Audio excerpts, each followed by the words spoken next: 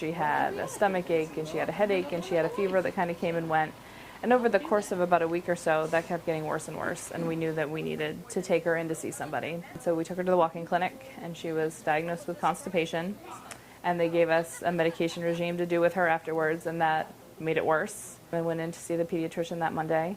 He confirmed the diagnosis of constipation. It kept getting worse, and worse and worse and worse. Her stomach was all distended. She looked pregnant. Her fever was worse. Her eyes were glazed over. There was something seriously wrong with her. But at that time, we had seen 2 different doctors who had diagnosed her with constipation, and so that's what we thought that it was. And so we were waiting for this to pass, because we were told that it was going to pass. She went down to my mom's, and my mom had her for less than a couple hours before she said, this kid needs to get to the emergency room. Immediately they did blood work, immediately they did x-rays, and they found out within probably an hour and a half of being in the emergency room that she had leukemia. And she had it pretty severely and had had it for a while. Within 24 hours, she had begun her first chemo treatment, and immediately it started killing the cancer cells. Like from the second she got to Maine Med, it was a drastic change. It was clearly that they had found the answer and that they were doing the right treatment and it was starting to work.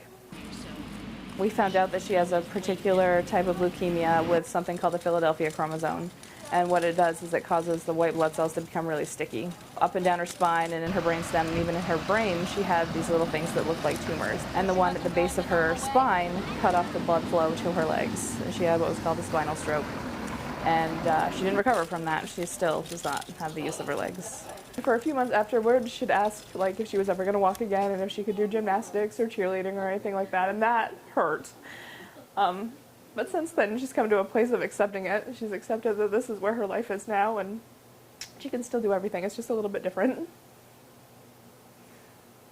It would have been immensely different if either one of those people had picked up on the leukemia when we went in there. The delay in diagnosis definitely caused her paralysis. I mean, there was nothing we could do about the cancer. She was going to have cancer no matter what, but it didn't need to be that severe. She could be living like a normal 9-year-old right now if it were not for that. This settlement is going to provide for her entire future, to be able to get the things that the insurance company doesn't cover, and to have all of her needs met for the rest of her life. And it's really going to level the playing field so that she can be able to compete and act like other 9-year-olds.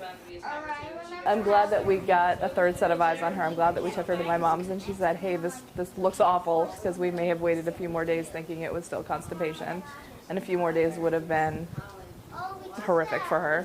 So much of the interaction that we had with providers before she was actually diagnosed felt like rushing. And I hope that one thing that comes out of the settlement is that it can keep other kids safe, that it'll hold more doctors accountable and make them more attentive.